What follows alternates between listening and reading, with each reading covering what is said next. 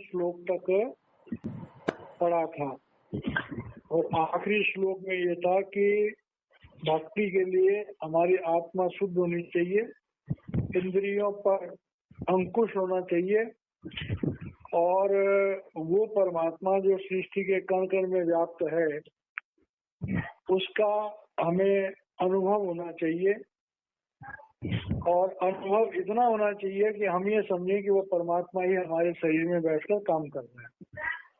तब हम किसी भी संसार के किसी भी काम में लिप्त नहीं होंगे, हमारे कर्म नहीं बनेंगे, हम एक तरह से नेकर्म हो जाएंगे। अब आगे भगवान कह रहे हैं कि ये सब अर्जुन समझा रहे हैं, अर्जुन के सवाल के जवाब में समझा रहे हैं कि संन्यास योग और कर्म योग के बारे में। तो संन्यास योग और कर्म योग की व्याख्या है, आंतरिक है। अगले श्लोक में श्लोक नंबर 8 और 9 है। तो 8 और 9 में बता रहे हैं कि जब हम इस अनुभूति को प्राप्त कर लेते हैं कि परमात्मा की शक्ति ही हमारे शरीर में बैठकर काम कर रही है, तब हमारी जिंदगी का दृष्टिकोण कैसा बन जाता है उसके बारे में बता रहे हैं। नैवं कश्चित् करोमि इति युक्तो मन्येत तत्त्वविता पश्यन् श्रवणन् स्पर्शन् जिघ्रन् हसनन् गच्छन् स्वपन् श्वसन् प्रलवन् विसर्जन् ग्रहणन् निमिषन् अपि इंद्रियाणि इंद्रिय अर्थेषु वर्तन्ते इति धारयन्। अब हम जब कोई बात बोलते हैं तो जैसे हमने कहा कि वो आत्मज्ञानी है या हमने कहा कि वो परमात्मा ही हमारे शरीर में बैठकर काम करता है। अब ये बात साधारण रूप में बोलने तो बड़ी आसान है, कोई भी बोल सकता है इसको, लेकिन जो आदमी इस बात को बोलता है उसके जीवन का अनुभव कैसा होना चाहिए, उसको कैसा महसूस होना चाहिए जिंदगी में, उसके बारे में जिक्र कर रहे हैं कि नैव कश्चित् करोमि इति युक्तो मन्यते तत्त्वविता। कह रहे हैं जिसने आत्मज्ञान प्राप्त कर लिया, तत्त्ववित्त का मतलब होता है जिसने तत्व को जान लिया, मतलब जिसने आत्मा को जान लिया, आत्म साक्षात्कार कर लिया, जिसको ये पता लग गया कि मैं आत्मा हूँ और इस शरीर में रहती हूँ, इंद्रियां मेरे उपयोग के लिए दी गई है। ऐसी जो तत्ववित्त, ऐसे जो ज्ञानी लोग होते हैं, आत्मज्ञानी होते हैं, युक्त, उनकी पहचान क्या है कि वो हर समय प्रभु से जुड़े होते हैं। देखिए, हम जब भक्तों की बात करते हैं, महापुरुषों की बात करते हैं, तो महापुरुषों की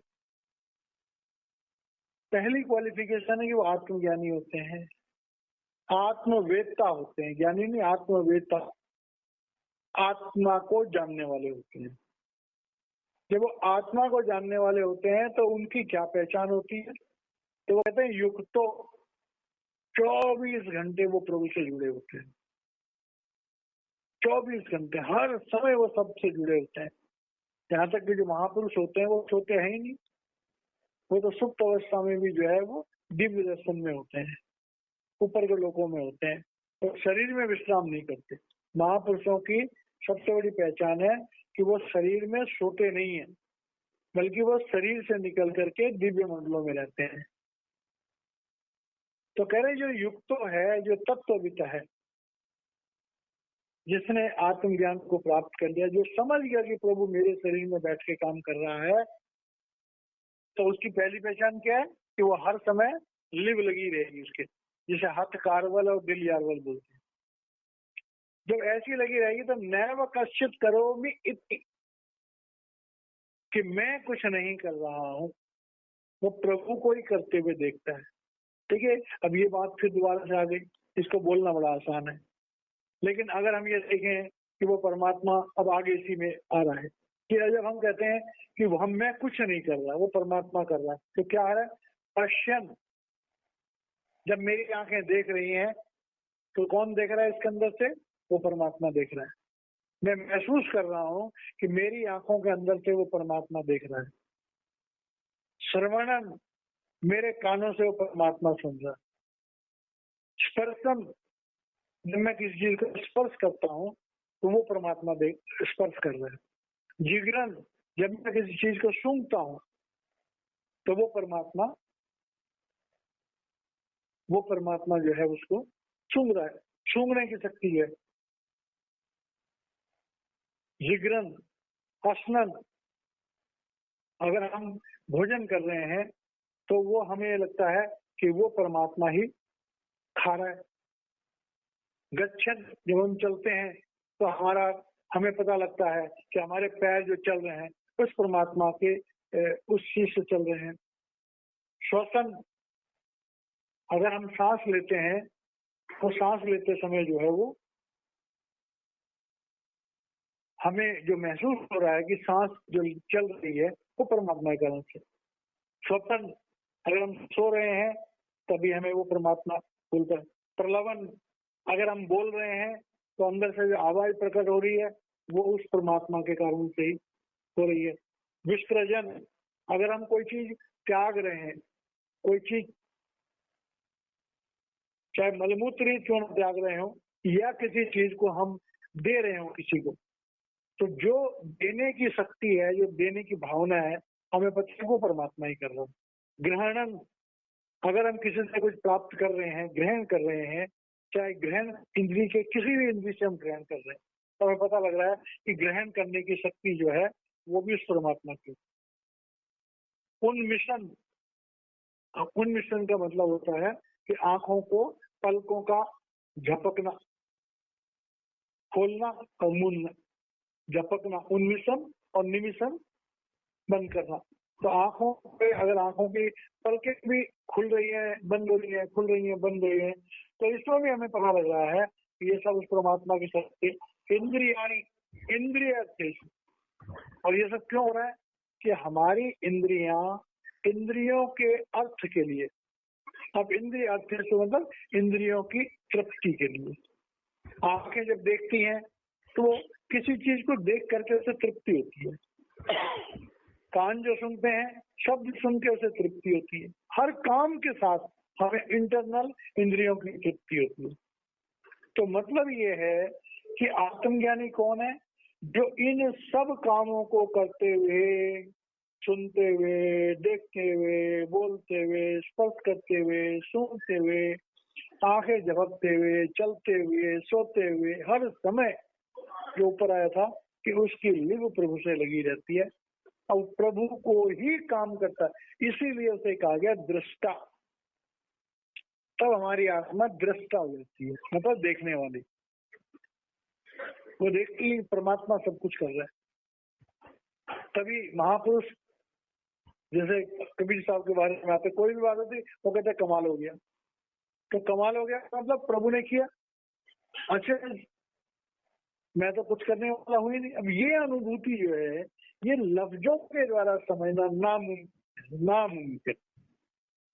जब तक कोई इंसान अपनी मन इंद्रियों से ऊपर उठ करके और कम से कम आज्ञा चक्र पर आकर गुरु के नूरी स्वरूप को नहीं ग्रहण करता है या गुरु के नूरी स्वरूप का एहसास नहीं करता है और अपने मन और आत्मा को अलग करके नहीं देखता है, तब तक इस एहसास का लफ्जों के द्वारा भले हम समझने का प्रयास करें, लेकिन आंतरिक तौर पे हम इसका अनुभव नहीं कर सकते। और इसका अनुभव करने के बाद ही सच्ची भक्ति होती है। अब इसके बाद कह रहे हैं कि ब्रह्मणि आधाय कर्माणि संग त्यक्त्वा करोति यः लिप्यतेन सह प्रापेन पद्म पत्रम इव अम्बसा। अब कर्मों के बारे में जब हम बोलते हैं कि ब्रह्मणि आधाय कर्माणि, हमारे जो कर्म होते हैं वो किस तरह के होने चाहिए? उसका है सर्वधर्मान परित्यज्य मामेकं शरणं व्रज। अब ये देखो, दूसरा हमारे जीवन का सब हमारे लिए यही कि हमारे जीवन में हमें क्या करना चाहिए। सबसे पहला काम है कि प्रभु को समर्पित, ब्रह्मणि आधाय कर्माणि, मतलब हम सारे कर्मों को प्रभु को समर्पित कर दें। जब हमें ये पता लग गया कि प्रभु ही बैठा हुआ मेरे शरीर में काम कर रहा है, तो उसके बाद मैं कहाँ हूँ, और जो काम हो रहे हैं उन कामों के फल का तो कोई मतलब ही नहीं। तो ब्रह्मणि आधाय कर्माणि, जब हम अपने कर्मों को प्रभु को समर्पित कर देते हैं, क्योंकि हम इंसान होने के नाते हमारी इंद्रियां भी काम कर रही हैं, हमारा शरीर भी काम कर रहा है, तो जो लोग ब्रह्मणि आधाय कर्माणि प्रभु को समर्पित कर्म कर रहे हैं, संग त्यक्त्वा करोति यह, अब ये समझने वाली है। संग त्यक्त्वा मतलब कि जो हमारी आसक्ति है उसका त्याग। कह रहे हैं जब हम प्रभु को सबको समर्पित कर देते हैं कर्मों को, तो हमारी दुनिया से आसक्ति खत्म हो जाती है। देखिए दोनों चीज आपस में रिलेटेड है कि अगर हम प्रभु को समर्पित होकर कर्म करते हैं तो उसकी ये पहचान है कि हमारी आसक्ति संग त्यक्त्वा करोति यः, जिसने प्रभु को समर्पित कर दिए तो फिर उसका उन कर्मों से आसक्ति कहाँ रहेगी। तो मैं करता हूँ लिप्यतेन स पापेन, अब उसके काम करते समय अगर उससे कोई भूल चूक भी हो जाती है, अगर उससे कोई भूल चूक भी हो जाती है, उससे कोई अच्छा बुरा जो भी होता है, तो वो पाप भी उसको नहीं रखते। जैसे हम सेवा में जाते हैं और सेवा में जाते समय हम समर्पित होकर के प्रभु को या गुरु को कोई सेवा करते हैं, तो उस सेवा में जो हो रहा है उसमें अगर कोई अच्छा बुरा हो रहा है तो वो हमारा कोई मतलब नहीं, उसमें हम तो गुरु की आज्ञा का पालन कर रहे हैं। तो कह रहे लिप्यते न सह पापेन, हमारी जिंदगी में अगर हम सब कुछ प्रभु को समर्पित करके करते हैं तो बाई चांस हमसे भूल चूक भी हो जाती है, तो वो उसका असर हम पर नहीं होता है। और उसका एग्जाम्पल क्या देगा कि पद्म पत्रम इव अम्बसा, जैसे हम देते हैं कि कमल का जो पत्ता होता है, कमल के पत्ते के ऊपर पानी डालो तो वो उस पर ठहरता ही नहीं है, और कमल के पत्ते पर कोई असर नहीं होता उसका। कमल के पत्ते पे पानी गिरता है तो उसका कमल के पत्ते पर कोई भी असर नहीं होता, वो बिल्कुल जैसा होता है वैसा का वैसा रहता है, जल उस पर इफेक्ट नहीं कर सकता। तो कह रहे हैं कि जिस तरह कमल के पत्ते पर पानी डालो तो उसका उस पत्ते पर कोई असर नहीं होता है, उसी तरह से जिसने अपने कर्मों को प्रभु को समर्पित कर, ब्रह्मणिया परमात्मा के प्रब्रह्म के लिए कहा गया, ब्रह्म के लिए भी लिखा गया, क्योंकि देवी देवताओं को भी जब हम समर्पित करते हैं तो वहां पे हमारे कर्म बनते हैं। तीन गुण से परे, त्रिगुणातीत ब्रह्म, ब्रह्म भी दो है, एक ब्रह्म एक प्रब्रह्म। प्रब्रह्म जो है वो अकाल पुरुष है, ब्रह्म जो है वो काल पुरुष। तो इस तरह से कहते हैं कि अगर हमें दुनिया में रहना है तो अगर हम प्रभु को समर्पित करके सब कुछ करते हैं तब हमें अच्छे बुरे किसी काम का हमें कोई फल नहीं। ये नहीं है चतुराई से अच्छा हो तो क्या ये मेरा कर्म है और बुरा हो तो क्या प्रभु का कर्म है, नहीं। हमारा उसमें कोई लेस मात्र भी हमें उसमें कोई हमारा कंट्रीब्यूशन नहीं है, क्योंकि हम जो कुछ कर रहे हैं वो प्रभु को समर्पित होकर कर रहे हैं। अब ये जब हम काम कर रहे हैं तो और गहराई से इस भावना को और गहराई से समझा रहे हैं। क्या समझा रहे हैं? कायेन मनसा बुद्धया केवल इंद्रिये अपि योगिनः कर्म कुर्वन्ति संग त्यक्त्वा आत्मशुद्धये।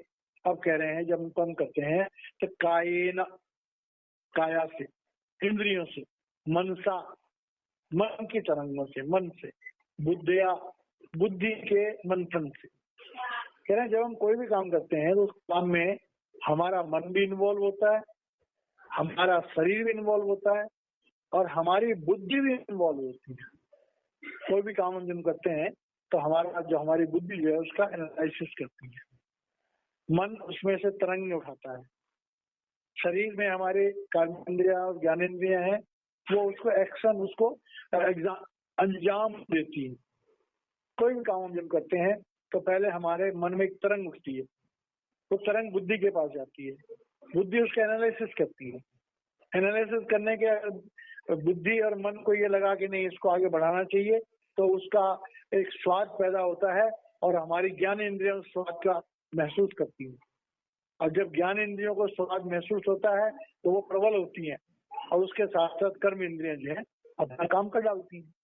तो इस तरह से जो है बता रहे हैं कि कायेन मनसा बुद्धया केवल इंद्रिय अपि, ये इंद्रियां जो हैं ये इस तरह से काम करती हैं कि इंद्रियां जो हैं वो अकेली कुछ नहीं कर सकती। जब मन और बुद्धि उनके साथ नहीं होगी तो इंद्रियां बेकार है। आंख है, जब तक हमारे अंदर से कोई सेंस नहीं हो हम किसी चीज को देखेंगे हमारे पर कोई असर ही नहीं होगा। जो हमारे अंदर से होगा इस चीज को देखो तो उसका संस्कार बनेंगे हमारे। मन किसी चीज को सोचता है, कुछ नहीं सोचता मन तो कुछ भी नहीं है। शरीर है उसमें इंद्रियां एक्टिव होती हैं तभी शरीर किसी मतलब का, ये बेकार पड़ा हुआ। तो कह रहे हैं कि भाई हमारे मन, हमारी बुद्धि और हमारी काया मतलब इंद्रियां, ये जो हैं सब मिल करके योगिनः कर्म कुर्वन्ति। जब कोई योगिनः, ऐसे तो हर इंसान जो है कर्म करते समय इनका इस्तेमाल करता है, लेकिन जो योगी होते हैं, जो भक्ति के रास्ते पे चलना चाहते हैं, जो प्रभु से मिलना चाहते हैं, तो योगिनः कर्म कुर्वन्ति। योगी जन कैसे कर्म करते हैं? संग त्यक्त्वा आत्म शुद्धये। आम आदमी कर्म करता है उस कर्म के साथ बन जाता है, उसके फल के साथ बन जाता है। ठीक है, अब गीता में कितना एनालिसिस किया है। अब इसी से रिलेटेड क्या है कि कर्मण्ये वाधिकारस्ते मां फलेषु कदाचन मां कर्म फल हेतु भू मां संग अस्तु अकर्मणि। कितना गहराई समझा रखा है कि भाई हम कर्म कर सकते हैं, फल की इच्छा नहीं कर सकते, लेकिन हम कर्म न करने के तरफ भी आसक्त ना हो, कि हम कर्म न करने की भी भावना न रखें, मतलब बड़ी श्रद्धा से कर्म करें। अपने जीवन के जो भी निश्चित हमारे कर्म है उनको करें, लेकिन कैसे करें? संग त्यक्त्वा, उनमें आसक्ति न रखें, आत्म शुद्ध ही। और ये तभी संभव है जब हमारी आत्मा शुद्ध हो जाए। अब आत्मा तो हमेशा ही शुद्ध है, उस पर मैल किस चीज की लगी है? मन के संस्कारों, करोड़ों जन्मों के जो मन के संस्कार हैं उसके कारण से हमारा आयना धूमिल हो गया है। किसी भी इंसान के अंदर क्या होता है? अंतःकरण धूमिल हो जाता है। साधु कौन है? जिसका अंतःकरण साफ हो गया। प्रभु कैसे प्राप्त करना है? दिल का उजरा साफ है, कुछ भी नहीं है। अपने मन में संस्कार को हटा दो तो हम संत बन गए, साधु बन गए, परमात्मा की झलक हमें दिखाई दे जाएगी। तो कह रहे हैं योगिनः कर्म कुर्वन्ति। अगर तुम भक्त बनना चाहते हो तो तुम्हें क्या करना पड़ेगा? संग त्यक्त्वा, आसक्ति को त्याग, आत्म शुद्ध। आसक्ति त्यागोगे तो धीरे धीरे नेह कर्म हो जाओगे, आत्मा शुद्ध हो जाएगी। आत्मा शुद्ध हो जाएगी तब तुम बिना आसक्ति के कर्म कर पाओगे। तो ये एक हमारे लिए एक गाइडलाइन है कि भक्ति के रास्ते पर चलना है तो इन चीजों का ध्यान रखना होगा। अपनी इंद्रियों को वॉच करना होगा, अपने मन को वॉच करना होगा, अपनी बुद्धि की तरंगों को वॉच करना होगा और कर्म करते समय ध्यान रखना होगा कि हमारी आसक्ति न बने। अब अगर दूसरे लोग अगर आसक्ति बन गई तब क्या होगा? तो कह रहे हैं युक्तः कर्म फलम त्यक्त्वा शांतिम आपनोति नैष्ठिकीम। कह रहे हैं युक्तः कि जो प्रभु से जुड़ने का प्रयास करते हैं, जो प्रभु से जुड़े हुए होते हैं, कर्म फलम त्यक्त्वा, कह रहे हैं प्रभु से जुड़ने का एकमात्र रास्ता है कर्म फलम त्यक्त्वा। जब तक हम कर्म के फलों का त्याग नहीं करेंगे तब तक हम भक्त नहीं हो सकते। और जब तक हम भक्त नहीं होंगे, शांतिम आपनोति नैष्ठिकीम, तब तक हम अंदर की उस शांति को प्राप्त नहीं कर सकते। और कौन सी शांति को? अचल शांति। शांति तो सबको मिल जाती है थोड़ी थोड़ी देर के लिए, हर एक आदमी कभी ना कभी शांत हो जाता है, लेकिन वो शांति जो है वो थोड़ी देर के लिए होती है। तो कह रहे हैं कि वो शांति जो हमेशा हमेशा की है, नैष्ठिकी मतलब अचल, जो शांति जो है दृढ़ शांति है, कर्म फल त्यक्त्वा। और नहीं तो क्या होगा? अयुक्त काम कार्येण फले सक्तो निबध्यते। अब कह रहे हैं जो भक्ति रहित है, अयुक्त, मतलब जो भक्ति रहित हैं या जिनको अभी दृढ़ संकल्प नहीं है प्रभु प्राप्त करने का, काम कार्येण, वो कार्य करते हैं किस लिए? फले सक्तो, उसके फल की आसक्ति के लिए। संसार में जितने भी वो काम करते हैं, हर एक का ये होता है मैं ये करूंगा तो ये मिलेगा, ये करूंगा तो ये मिलेगा, ये करूंगा तो ये मिलेगा। तो कह रहे हैं अयुक्त काम कार्येण, जो लोग जो हैं अभी भक्ति के उस मर्म को नहीं जान रहे हैं, वो कर्म करते हैं, तो कह रहे हैं काम का। अभी से बहुत बड़ी राज की बात है। देखिए, भोजन एक भक्त भी करता है और भोजन एक गृहस्थी भी करता है। गृहस्थी भोजन करता है कि मेरे शरीर में ताकत आए और मैं मन इंद्रियों का आनंद उठा सकूं, काम क्रोध लोभ मोह अहंकार को सही ढंग से कर सकूं। तो एक आम आदमी के लिए भोजन ताकत का एक विषय है, जिसके कारण से वो अपने इंद्रियों की तृप्ति या जो भी हमारे साधन होते हैं वो कर सके। लेकिन भक्त भोजन क्यों करता है? भक्त भोजन इसलिए करता है कि घट बसे चरणारविंद रसना जपे गोपाल, नानक तिसी के कारण इस देही को पाल। मेरे शरीर में प्रभु के चरणों का वास है, मेरे शरीर में आत्मा प्रभु का अंश है। इस आत्मा को जिंदा रखती भी रहेगी, ये काम तभी करेगी जब शरीर जिंदा रहेगा। तो हम जिंदा रहने के लिए खाते हैं और प्रभु का गुणगान करने के लिए शक्ति का इस्तेमाल करते हैं। ये भक्त की पहचान है। और जो अभक्त होते हैं वो क्या करते हैं? वो करते हैं अपने शरीर को बलिष्ठ बनाते हैं, क्या उससे हमारी शरीर की सुंदरता बढ़े या हमारी संसार की लज्जतों को ग्रहण करने की शक्ति बढ़े। तो यहाँ पर ये बात कि अयुक्त काम कार्येण फले सक्तो निबध्यते, क्योंकि वो फल की इच्छा करते हैं, उनको उसका जो फल है, उसका जो परिणाम है, वो उसकी बहुत उनको इच्छा होती है, इसीलिए वो बंधन में फंस जाते हैं और बार बार उनको जो है जन्म और मरण के चक्कर में आना पड़ता है। तो ये इसका क्लासिफिकेशन दोनों तरफ से बता दिया। अब इसके अगले में कह रहे हैं कि सर्व कर्माणि मनसा संन्यस्यास्ते सुखम वसी नव द्वारे पुरी देहि नैवं कुर्वन्न कार्यं। अब देखिए, अब एक संत की या भक्त की जो है अब अवस्था कैसे होती है उसका वर्णन करें कि जो भक्त बन गया, जो सत्संगी बन गया, ठीक है, उसकी अवस्था कैसे होती है कि सर्व कर्माणि मनसा संन्यस्य आस्ते सुखी बसा। सर्व कर्माणि मनसा संन्यस्य, संन्यस्य मतलब त्यागना, आस्ते सुखम बसी। वो क्या करता है कि जो भक्ति के मर्म को जान जाता है वो सारे ही कर्मों को त्याग देता है। मतलब कि सारी ही ज्ञानेंद्रियों की आसक्ति को त्याग देता है, सारी ही कर्म इंद्रियों की आसक्ति को त्याग देता है और सुखम बसी। अब सुखम बसी का मतलब बड़ा गहरा है। सुख तीन लोक में नहीं है, क्योंकि सुख है तो उसके साथ दुख भी है। खाली सुख तीन लोक में भी नहीं है, सुख चौथे लोक में है। सुखम बसी का मतलब तुम चौथे लोक में जाने के काबिल हो जाओगे।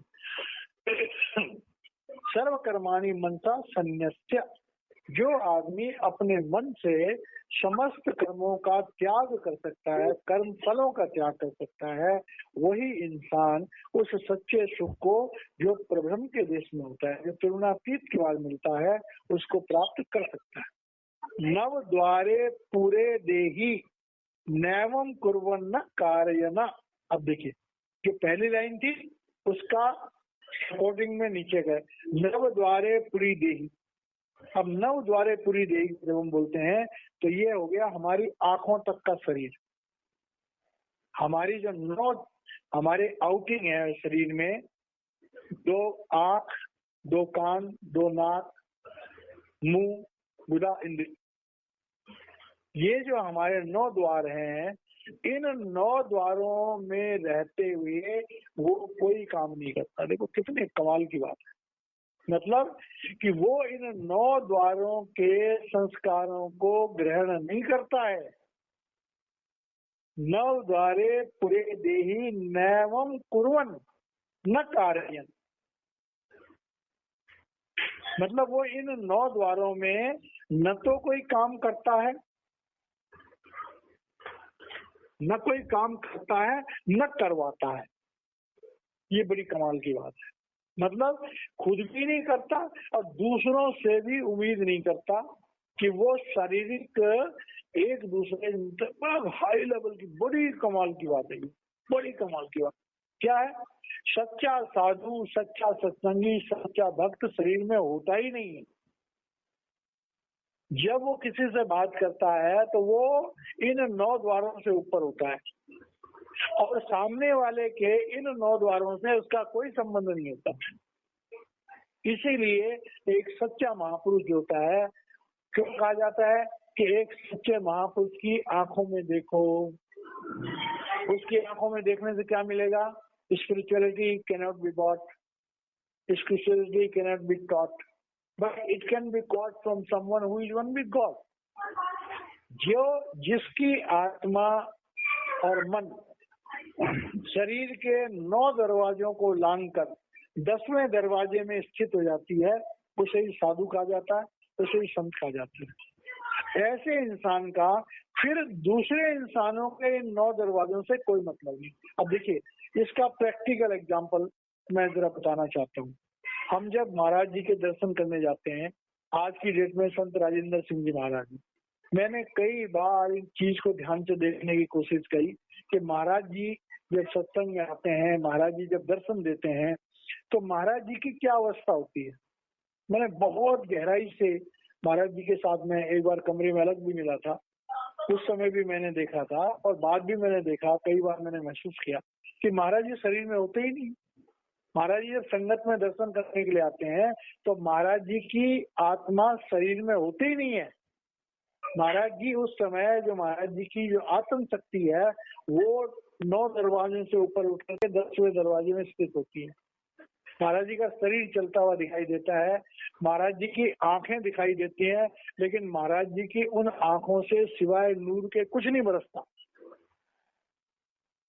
उस समय महाराज जी या जब भी महाराज जी किसी को दर्शन देते हैं तो महाराज जी शरीर में नहीं होते हैं। ये मेरा निज अनुभव है। शरीर में बस नाम मात्र के लिए उनके पैर चल रहे होते हैं या उनके शरीर की गति बहुत, मतलब 1000वें हिस्से में, आत्म शक्ति के 1000वें लाखवें हिस्से से शरीर का थोड़ा बहुत चलन हो रहा होता है, ताकि महाराज जी शरीर में नहीं होते हैं। चाहे वो संगत के बीच में चलते हुए नजर आए, चाहे वो बैठे हुए नजर आए, वो शरीर में नहीं होते हैं। शरीर में नहीं होना होता, इन 9 दरवाजों में नहीं होते हैं, 9 दरवाजों से ऊपर होते हैं। तो उसके लिए यहाँ पर साफ बताया कि भाई सच्चा साधु कौन, सच्चा भक्त कौन? सर्वकर्माणि मनसा संन्यस्त, जिसने सारे कर्मों को मन वचन और कर्म से त्याग दिया। 9 द्वारे पूरी देही नैव कुर्वन्, तो 9 दरवाजे के अंदर कोई काम नहीं करता और न कार्य न किसी को करने देता है।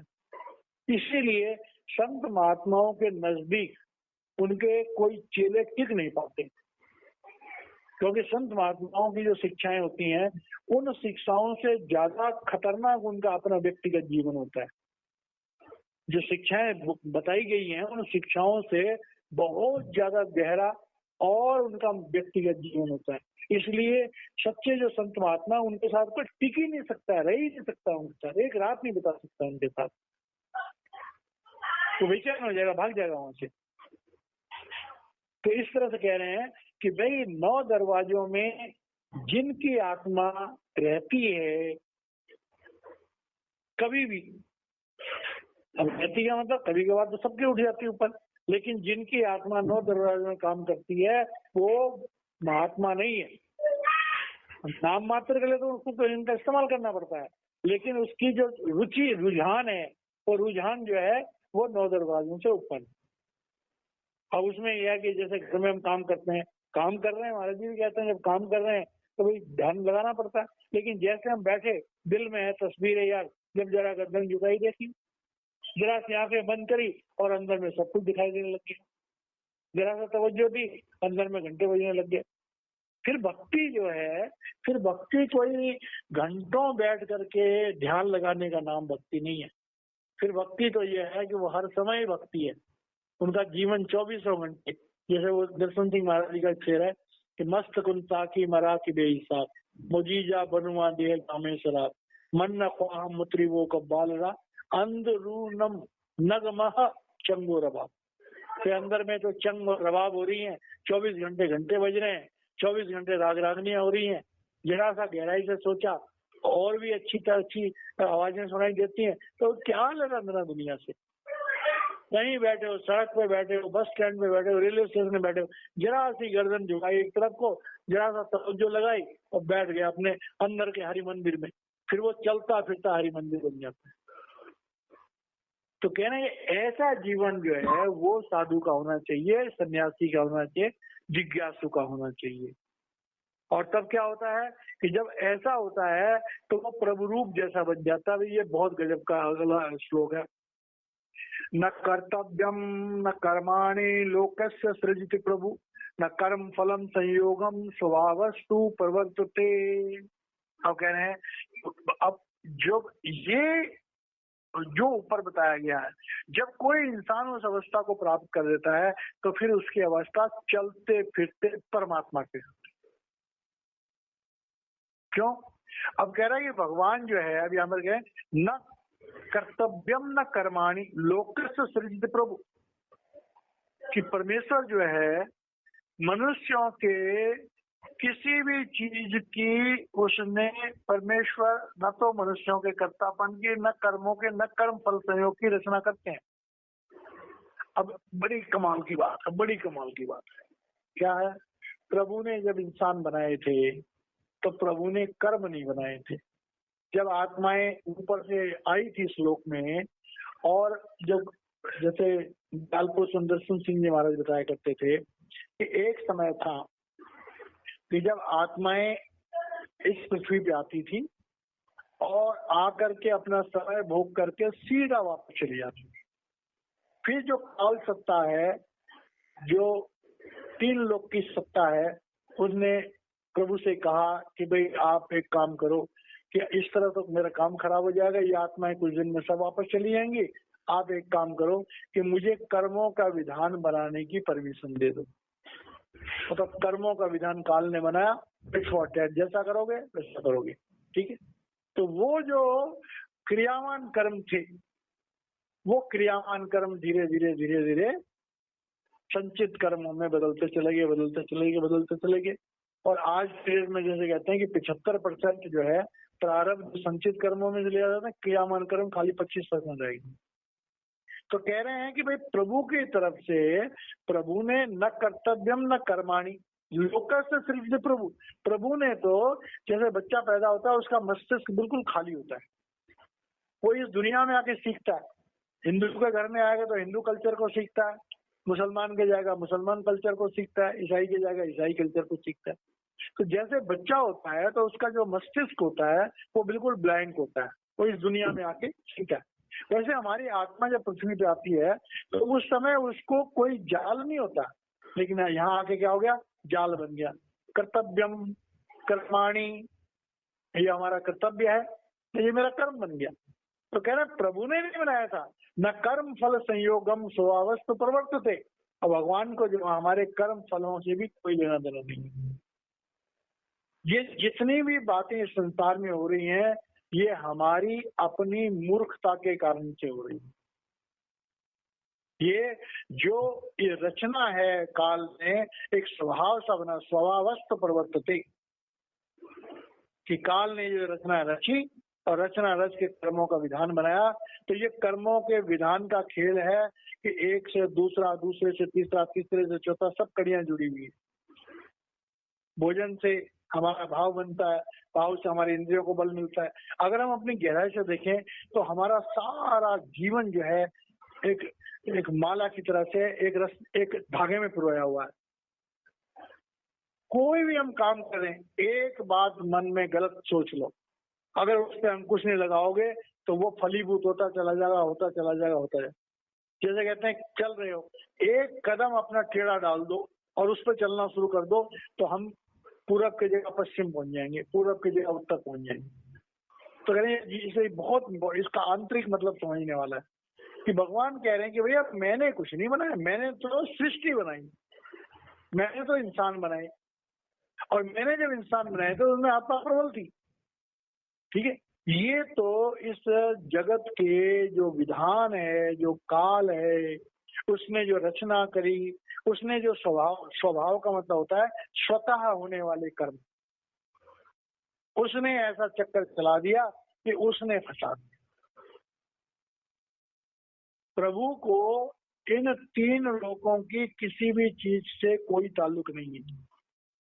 ये प्रभु की नजर में सब बिल्कुल कूड़ा करकट है।